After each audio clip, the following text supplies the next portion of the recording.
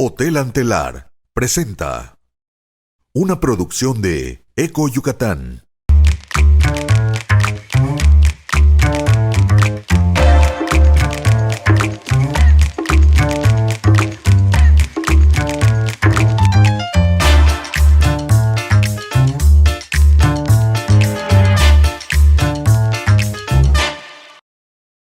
Bienvenidos a Voces Encontradas.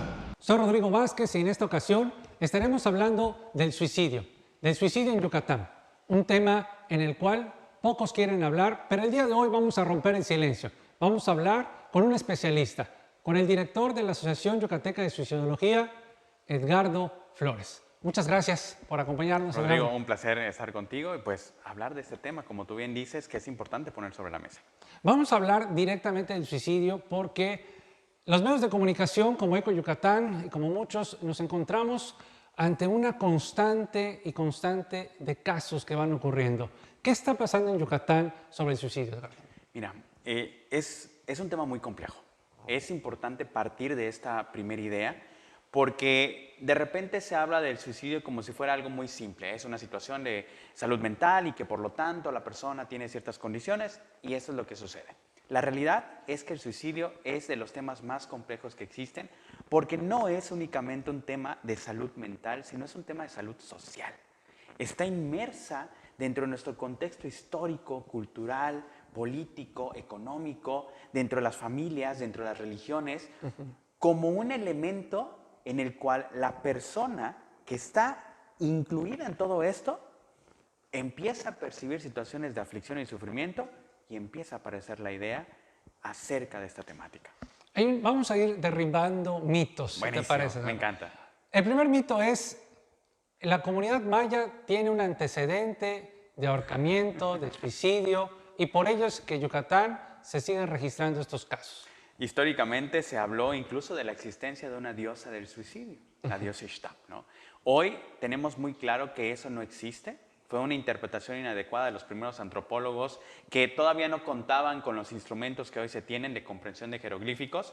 Hoy se sabe que no hay tal diosa y que por lo tanto no es una cuestión cultural, no es una cuestión histórica, tiene que ver más bien con esta situación compleja, específicamente el tema social que está influyendo. Y hoy estamos viviendo condiciones sociales muy diferentes a como se han vivido a lo largo del tiempo. ¿Cómo está Yucatán en comparación de otros estados? Porque vemos las estadísticas y las autoridades nos dicen unos datos de que no estamos tan mal, otros dicen que sí, y eso queremos saber, ¿no?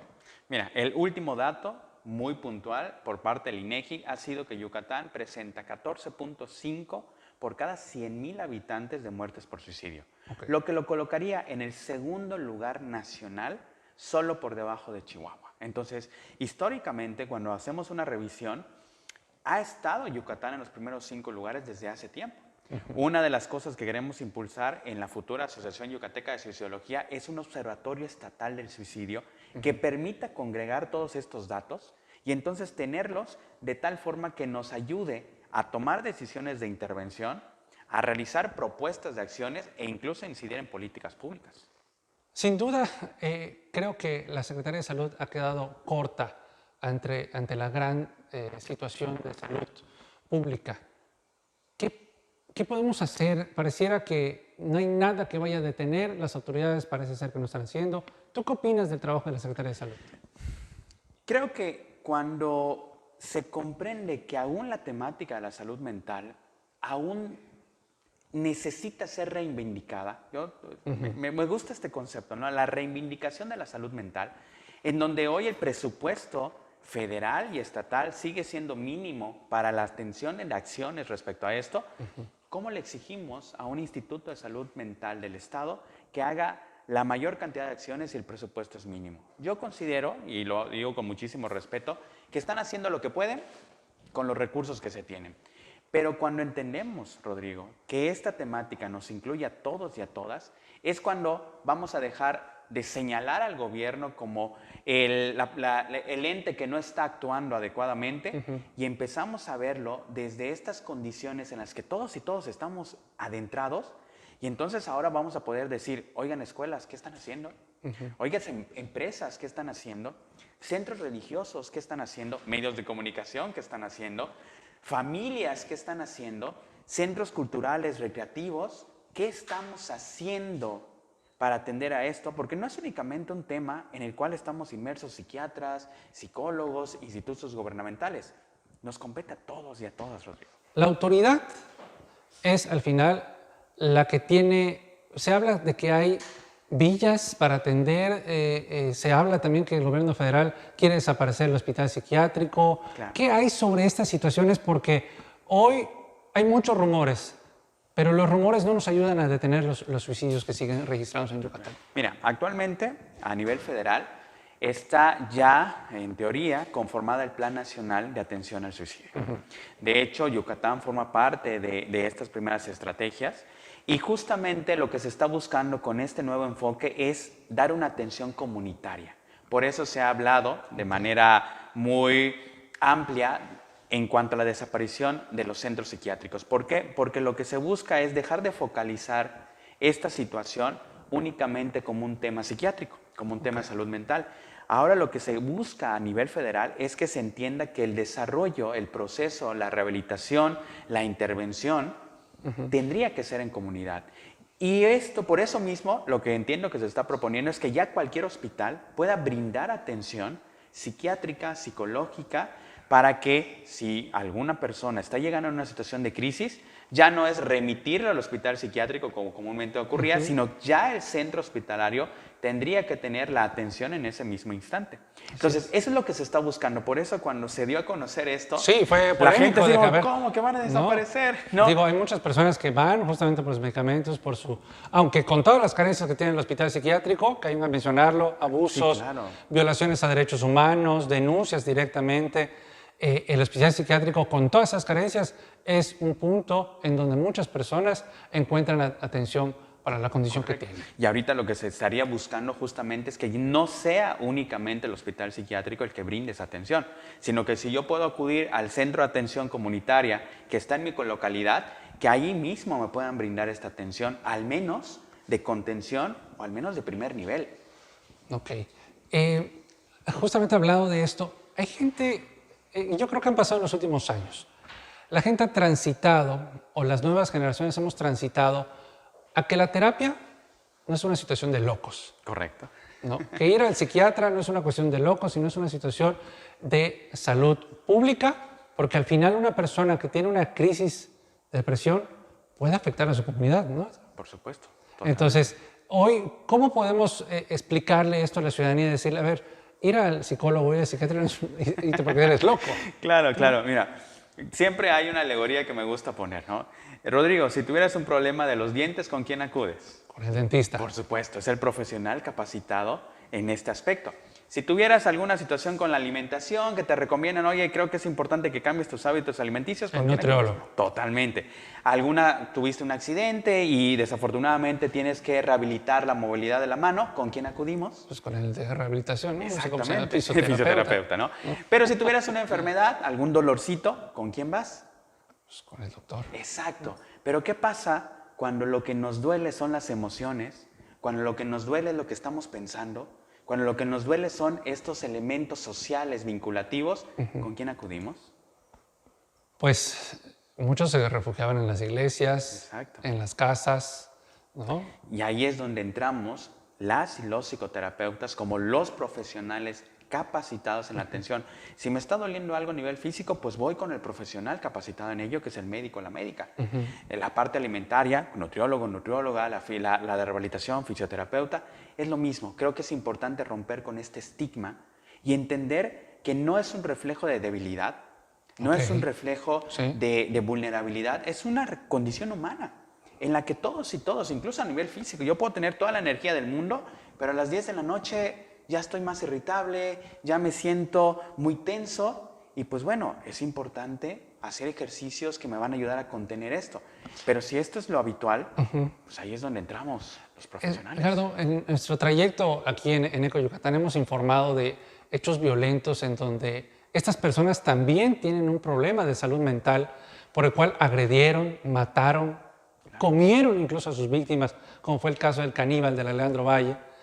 Y también esto es algo preocupante porque se comenzaron a registrar y muchas de estas personas se apegaban al criterio en un proceso legal de que tenían un problema de salud mental, entonces la pena era inferior a la que tenían. ¿Qué opinas sobre estas situaciones? Mira, ese es un tema también que tiene sus aristas muy delicadas, ¿no? La realidad es que sí, desafortunadamente, una condición de salud mental no atendida, ¿no? O mal atendida, pues puede llevar a situaciones como las que has planteado, de violencia hacia otras personas. De ahí la importancia, insisto, de reivindicar a la salud mental, de ponerla en el estado donde realmente tiene que estar. Hay una frase que es muy popular que dice, no hay salud sin salud mental. Entonces, así como hemos promovido hábitos alimenticios saludables, ecología del sueño, la importancia de hacer una revisión al año, tendríamos ya que estar incluyendo el tema de la salud mental como parte de las condiciones habituales de todas las personas. Ok.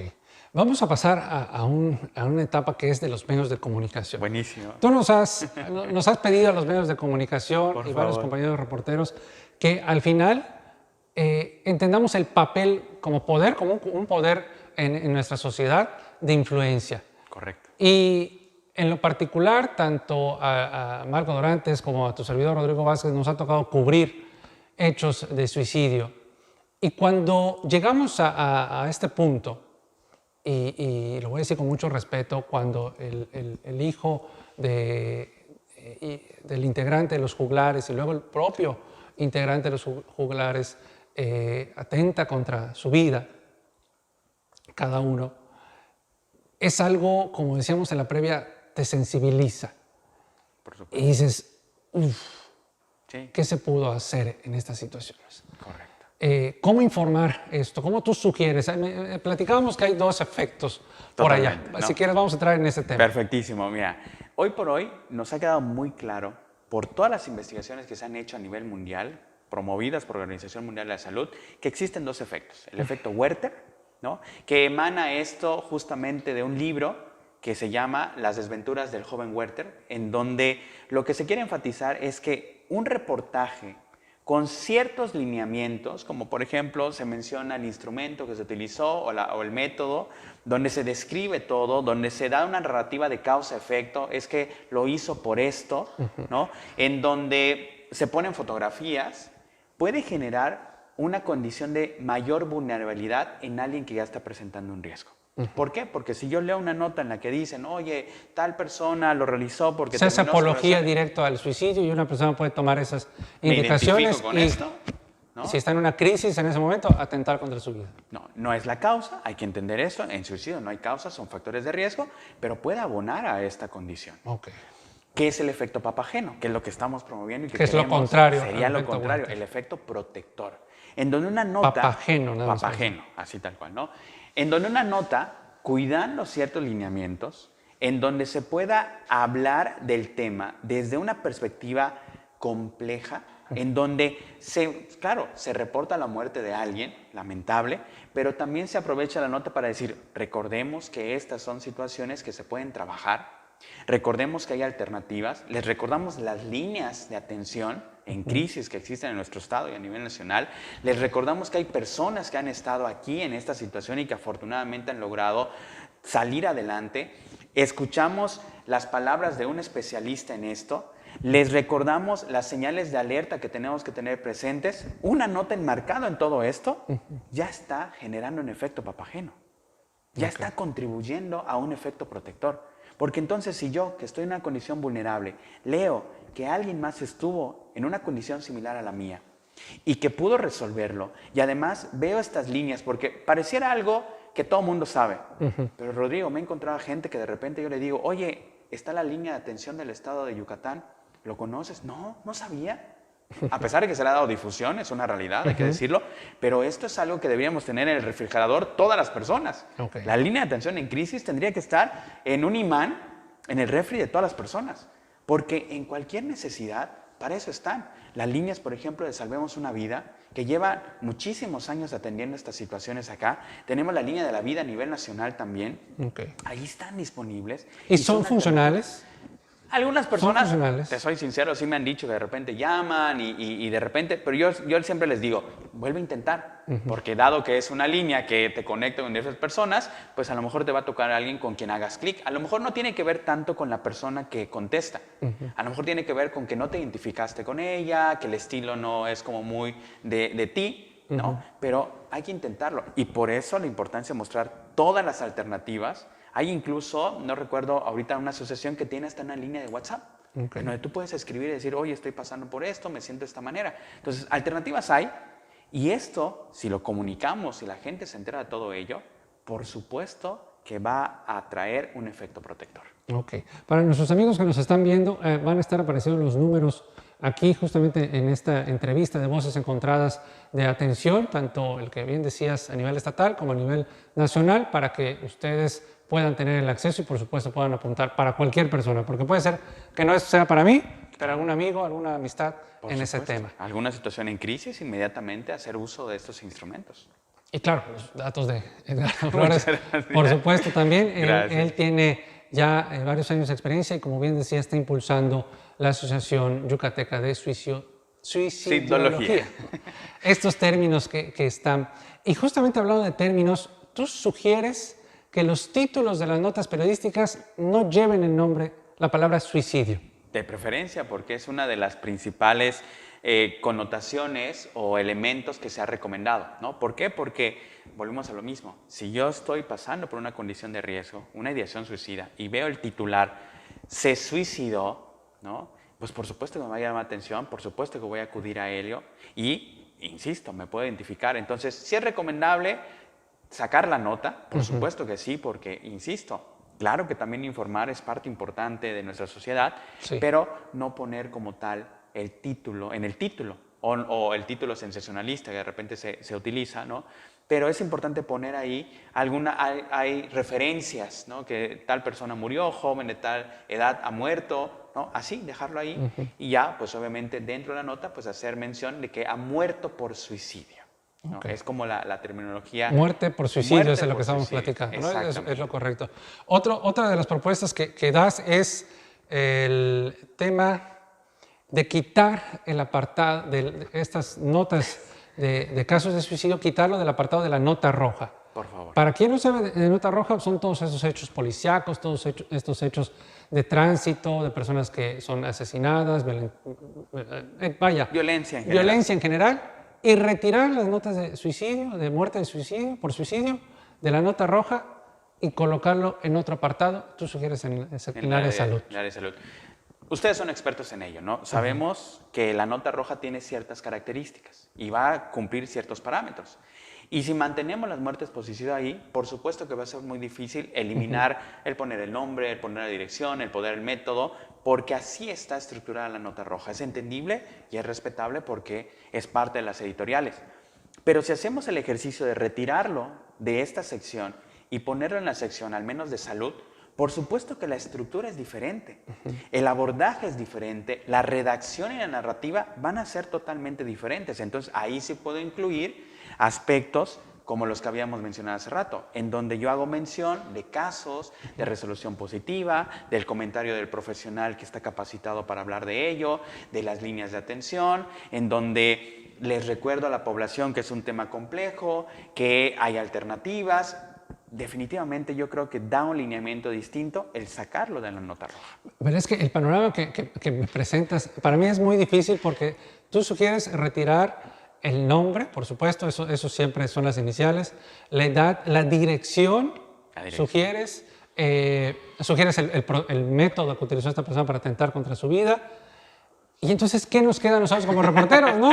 ¿Qué nos toca informar si ya no tenemos nada? Está buenísimo, ¿no? Me encanta y está perfecta la pregunta, la inquietud, porque dices, bueno, entonces, ¿qué nada más pongo? voy a poner tu versión que vas a decir, bueno, Rodrigo, esto tienen que hacer las personas, o sea, no puedo más. No, obviamente se reporta la muerte por suicidio, ¿no? Y fíjate, una de las recomendaciones importantes es considerar a las y los sobrevivientes. Por eso la importancia de sacarle la nota roja, porque Cuando tú consideras el impacto que puede tener tu nota en las y los sobrevivientes, por supuesto que dices, bueno, ya puedo reportar esto. Esta situación se ha presentado de manera muy desafortunada. Es un caso que se suma a los diferentes casos que tenemos en el Estado. Creo que es importante prestarle atención nuevamente. Lamentamos la situación que hoy está viviendo esta familia. Ahí ya tienes mucho para redactar, pero bajo un enfoque distinto. Oye, hay algo que dijiste, que es no tratar estas intervenciones como hechos de heroísmo. Por favor. Y fíjate que nosotros hemos cometido ese error. Nos pasó con el caso de Vergel, que en donde los bomberos son los héroes, en donde esta situación que hay. Claro. ¿Por qué? Explícanos por Mira, qué. Una de las situaciones que de repente se puede presentar en este tema es que capta la atención. Y alguien en un estado de vulnerabilidad que se siente solo o sola, que se da cuenta que hay una tensión importante en un tema como este, podría influir para que también lo realice de una manera muy similar. ¿No? Que justamente es el efecto Werther. ¿Por qué se llama efecto Werther, Rodrigo? Históricamente, porque el libro narra, desafortunadamente, la muerte del joven Werther. Y esto influyó de tal forma en la generación alrededor de la publicación que se fueron dando muertes similares, incluso con la vestimenta idéntica, ¿no?, del protagonista. Precisamente por eso es lo que queremos evitar. Que si se da ese protagonismo, que si se da esta perspectiva de heroísmo, lo que estamos haciendo de alguna manera es invitar, incidir, ¿no?, influir de manera sutil, al final de cuentas es decisión de cada persona, pero de que se vea esto como un elemento llamativo. Y tomemos en cuenta que una persona que está en riesgo, un elemento importante es el sentimiento de soledad. Y al menos con esto me están prestando atención. Ojo, no quiero decir con esto que demeritemos a una persona que está en una condición de riesgo diciendo, solo quiere llamar la atención, solo está haciendo su berrinche, solo nos quiere manipular. No, en la suicidología actual, toda amenaza se considera importante. Ya ninguna se minimiza.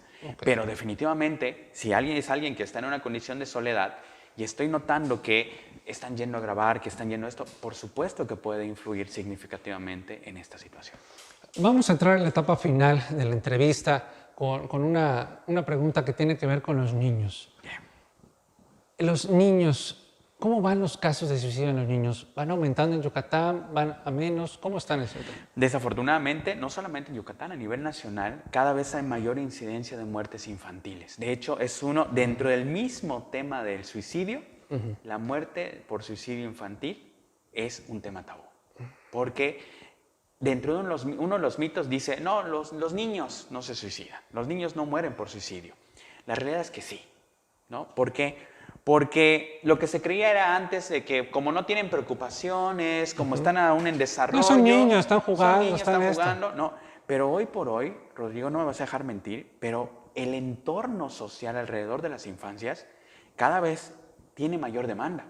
Pues el propio TikTok o el Facebook, todos estos videos que hay de violencia, ¿no? Exacto. Entonces, si hoy tenemos cada vez más parámetros de exigencia para las infancias y adolescencias, en donde te están pidiendo que tienes que tener tantos seguidores, en donde están pidiendo que tienes que vestir de tal manera, en donde nuestra realidad económica te está exigiendo y no puedes acceder a ella, en donde nos estamos comparando constantemente, las canciones también, por supuesto que los está poniendo en un estado de vulnerabilidad, ¿no? Esta disociación familiar que estábamos viendo cada vez más, ojo, que aquí quiero ser muy enfático porque a veces uno de los estigmas que hay sobre el tema del suicidio y que por eso no se habla es que cuando hay una persona en riesgo, a nivel social señalamos a la familia.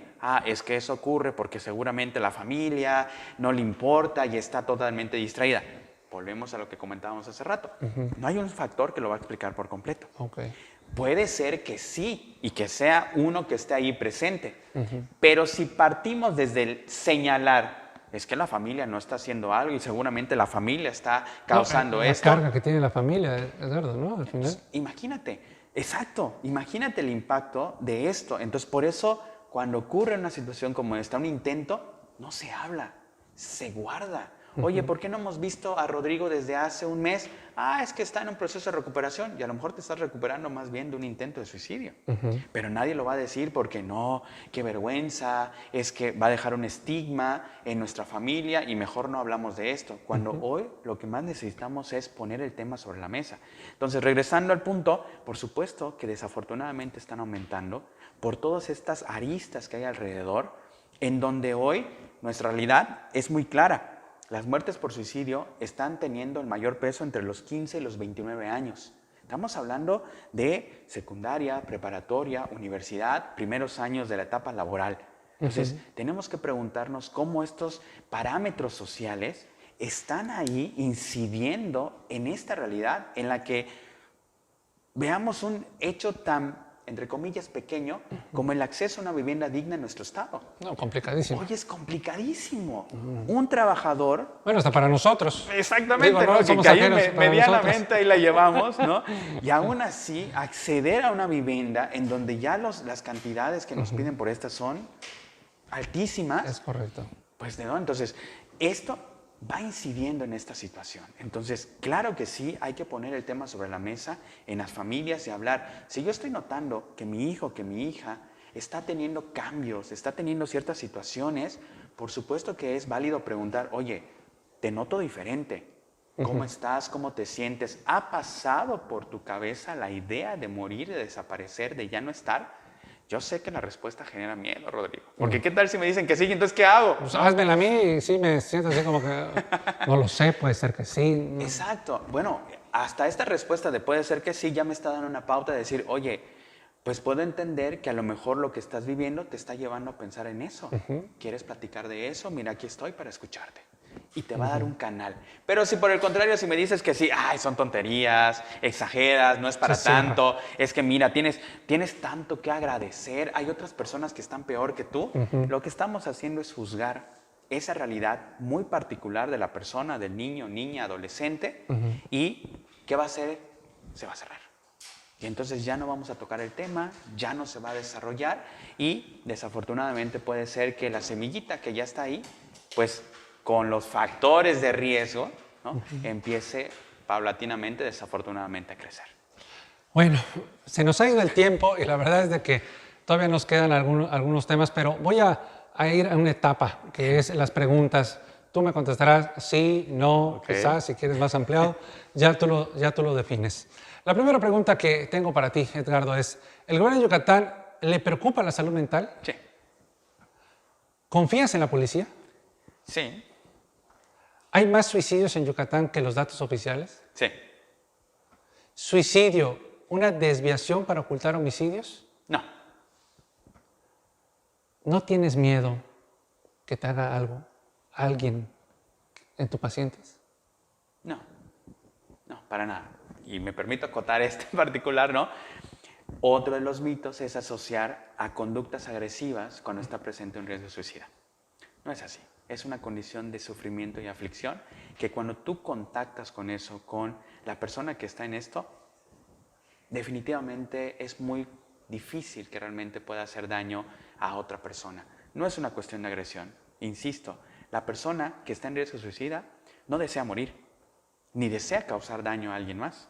Lo que desea es dejar de sufrir. Y la última pregunta. ¿Has intentado suicidarte? No. Muy bien. Bueno, quiero cerrar con eso y fue una conversación bastante fluida, bastante interesante. Gracias. Esperamos, por supuesto, y principalmente a ustedes, los televidentes, trajimos a un especialista Voces Encontradas para hablar de este tema. Seguro un tema que a ustedes les va a importar, que a ustedes deben de seguro hablar, como acaba de decir el especialista, en casa. Háblenlo. No tengan miedo de hablar de este tema. Ya lo dijo el especialista, somos el segundo estado. Hay más casos. Hay más temas, hay más oportunidades para hacer voces encontradas, hablar en casa. Gracias por acompañarnos una vez más, nuevamente a Voces Encontradas. Con esto terminamos esta etapa y por supuesto agradecemos a Edgardo Flores. Un placer. Y por supuesto todo el éxito en esta asociación. Muchas gracias. Y pues estaremos en contacto. Por favor. Gracias. Gracias. Hotel Antelar presentó una producción de Eco Yucatán.